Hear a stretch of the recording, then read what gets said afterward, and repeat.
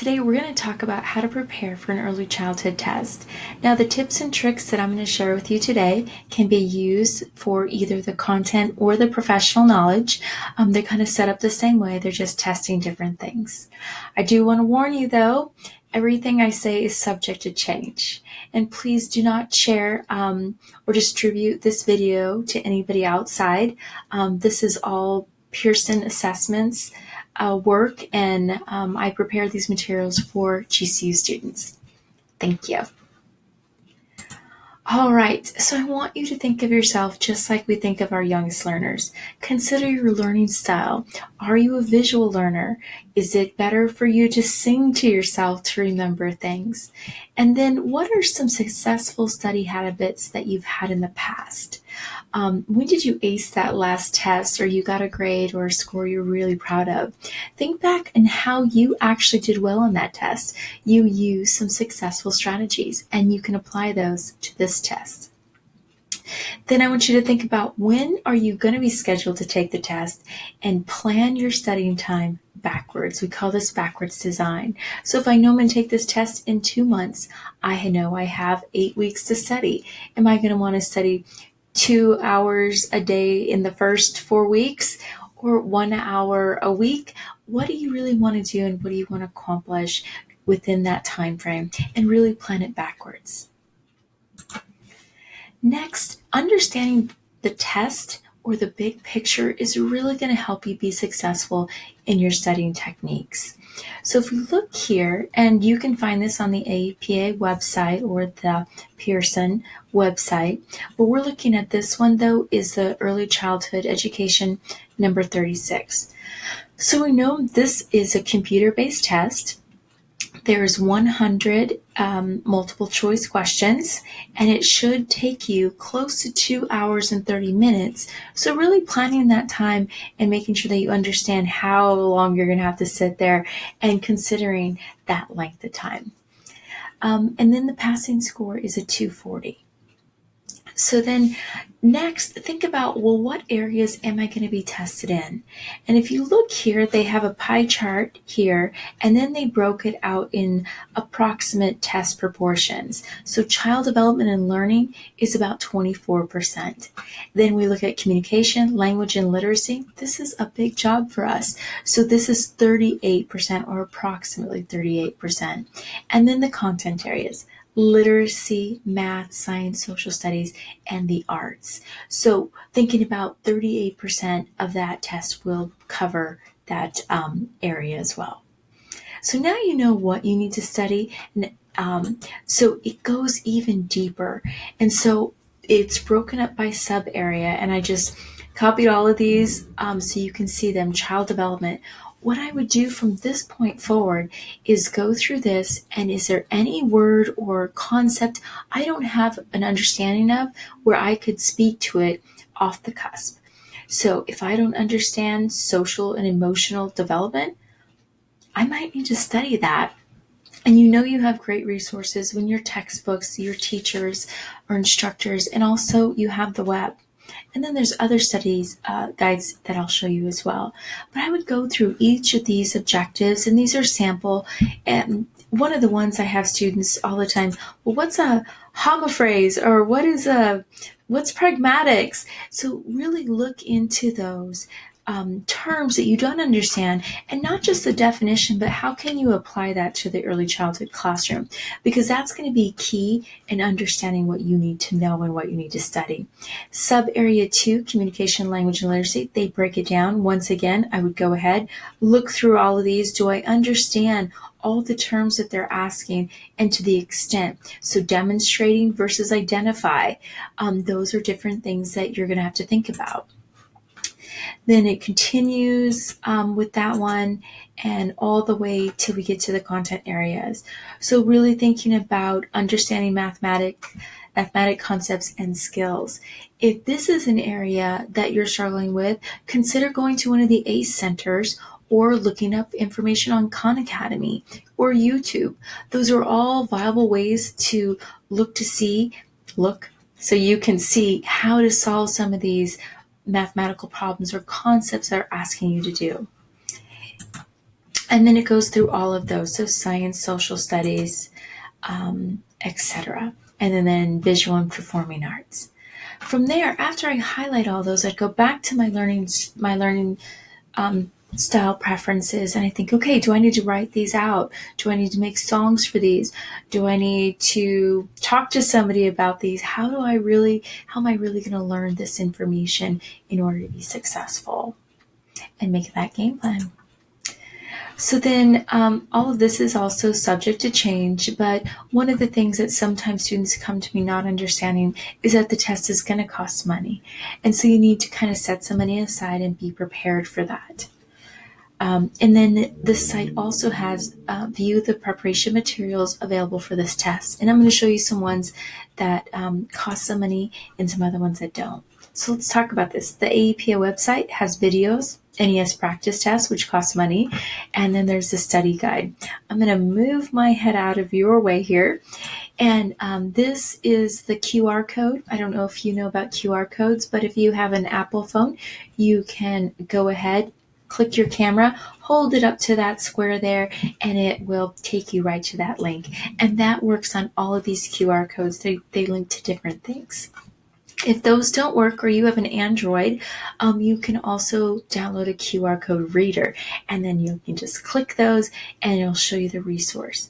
So here I have this test that for purchase, of course, and then there's this study guide for the professional knowledge, which is about 20 questions, but it kind of just gets you in the idea or the understanding of what these test questions look like, which is half the battle.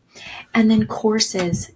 Yes, all your courses are, of course, important, but really think about your foundational courses, child development courses, educational psychology, and psychology courses. Those are all going to help you really think about and find the right answer. And we're going to talk about in just a few minutes how sometimes two answers seem right, and you really have to think about, which one's the better of the two?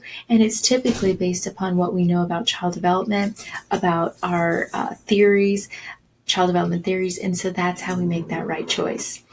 Study guides are also online and free for you. All right, so I copied this one, and this is from that professional knowledge test that I told you about. You're welcome to use that QR code. I have it down at the bottom, the link, or you can just Google it if you'd like. This is a sample from the professional knowledge. So I'm going to talk to you about how I would process this information or this test question, because it gives you a little scenario and then you have 4 choices. And that's typically what most of them look like. So I always put myself in the situation. A 2nd grade teacher is planning to begin a unit about insects by having a class discussion. Which of the following questions posed by the teacher would most likely promote students' use of higher order thinking? All right, so now I know that I am thinking about 2nd grade, so I'm thinking about that developmental continuum, what they're capable of doing, where their knowledge base is, and that. Then I'm thinking about insects. Of course, they're going to love that. So we're already thinking that the kids are going to enjoy it. And then next, I'm thinking about higher order thinking skills. So I'm going to have you recall, I imagine you remember learning something about Bloom's taxonomy or DOK. I have both of those here. You can just search those up for images. And so remembering is the lower level, and then recall here for the DOK is the lower level. And you really want to get to this top level or this 4th level. So they're designing, they're what is some of the other words? Building, planning, evaluating here, analyzing, that sort of thought process when we think of higher order thinking skills. So now that's where my brain's going. Now I'm going to dive into the questions. Who can tell me the name of an insect in this picture? All right, in my brain, I'm thinking, when I think about Bloom's or DOK, I'm thinking that's recall, the names of pictures. Why do we have insects in our environment? That's a great question. And I think I'd love to hear what 2nd graders said about that. All right, I'm going to put that one in my queue. That might be it. How many hundreds of ants do you think live in a colony? I don't know. I think that'd be an interesting question, maybe an anticipatory set question, just to get kids thinking. And I don't know if there's one right answer. I don't know that much about ants. Then which insects are most often found around your homes? So that one is also remembering. So right now my brain is stuck between B and C. And I'm thinking this bigger, higher level question of why do we have insects would really hit the mark on that higher order thinking. So I'm really going to go with B here. Although C sounds interesting, I would make that an anticipatory set or a question of the day, and I'd make sure I have the answer to that as well, along with the B. So that's how you kind of go through it. You go back to think about the question, think about your possible answers, and then go to those anchors that you had in your coursework that for you to remember. So higher order thinking, Bloom's taxonomy, or DOK. All right, are you ready for number 13? In general, which of the following would likely be a first grade teacher's best strategy for fostering students' sense of confidence and self-efficacy? All right, are you already thinking, I need to be able to define the word self-confidence or sense of confidence and self-efficacy? So in this one, my brain's like, okay, I took educational psychology, I took a psychology course. Let's see which ones we have. So number 13, complimenting students on their work regardless of the quality of the finished work. Okay, self-efficacy, or confidence, maybe. B, establish a series of competitions designed to ensure that each student will have the experience of being a winner. We talk a lot about competitions in early childhood and how that really works against self-efficacy and confidence. So I'm going to cross out B. And then C, plan engaging tasks that students will be able to accomplish through their own efforts.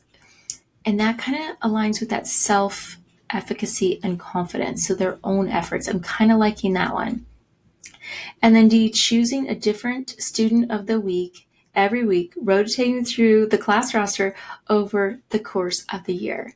Now, I know we do that and it's a great thing, but if you have 20 some kids in your class, that's a really long time to wait for your turn if you're at the beginning or the end of the alphabet. So I'm thinking that's not a best practice anyway. So right now I have C and A, complimenting students on their work regardless of the quality of the finished product. I think students will know when we're not genuine. And so I feel like there's a problem when we do that, when we just compliment them regardless of the quality. So I think C is going to be my best answer, and that is the answer. So really thinking about how we go through these questions is really going to be key. I always find one that I can cross out, and I always find one, well, that could work. And then typically there's usually one more that works, and I think, well, why do I think it's that one? And then I mark it and move on. All right, let's do one more together. At the end of the week, punctuated by arguments and aggressive incidents, a preschool teacher decides that she needs to help the children develop a greater sense of community. That doesn't need to be preschool, that's all grades. Earlier in the year, the teacher involved the children in creating classroom rules. I am a big proponent of having students create the rules, which included being polite and helpful, respecting each other's property, and not hurting each other. Which of the following additional strategies would be most effective in creating the type of the climate the teacher envisions? And so I think I'm in the way here again. I'll move myself out of the way. So the concepts that you learn in classroom management and child development are really going to help you find the right answer. So I hope that you transport yourself back into those classes and that coursework, really thinking about best practice. So let's go through these. All right, so A, calling a meeting to remind the class of the rules, discussing the number of conflicts the teacher has seen, and warning that any incident will result in serious consequence from now on. I think we do that as teachers, but I don't really believe that's the best practice. Let's keep going. Asking school counselor to visit the classroom and make a presentation about the importance of sharing the materials and getting along with one another. Okay, but I'm going to go back in the question again. Arguments and aggressive incidences. I don't really know if sharing and getting along, but I don't really feel that one was really the meat and the potatoes of what the teacher wanted to do. Although sometimes inviting people in, but thinking about preschoolers and having them talk about behavior, not totally sold on that one. C, immediately intervene at the first sign of an incident, making everyone involved take a time out and require the student to apologize to each other afterwards. I do think we need to intervene, especially at this young age, but requiring students to apologize really lessens apologies in my mind.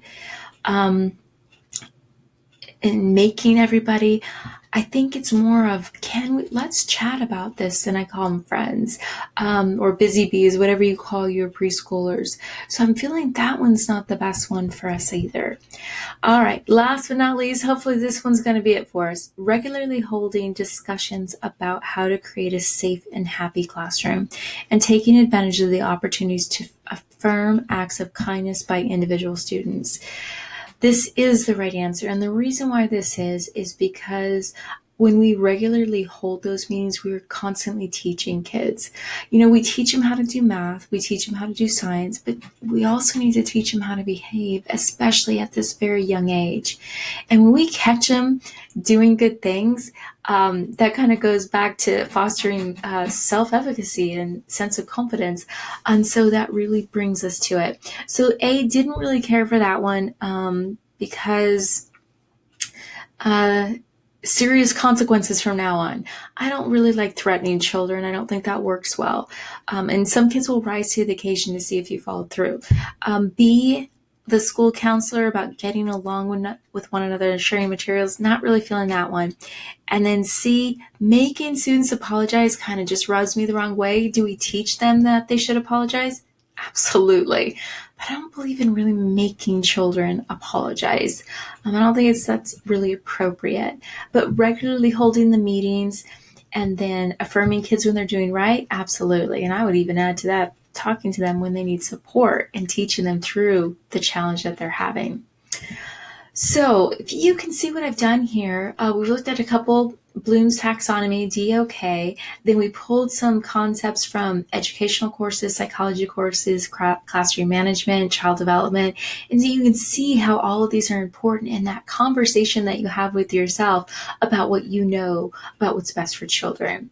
And here's the thing, some of these answers you've seen in classrooms and it's not the best answer. So really think through these and give yourself time. And I remember this in Ed Psych, or this aligns with Piaget's work or Erickson's work, and you're really going to find that right answer. All right, so we're wrapping up here. One of the things, or a couple tidbits I'd like to give you is eat healthy.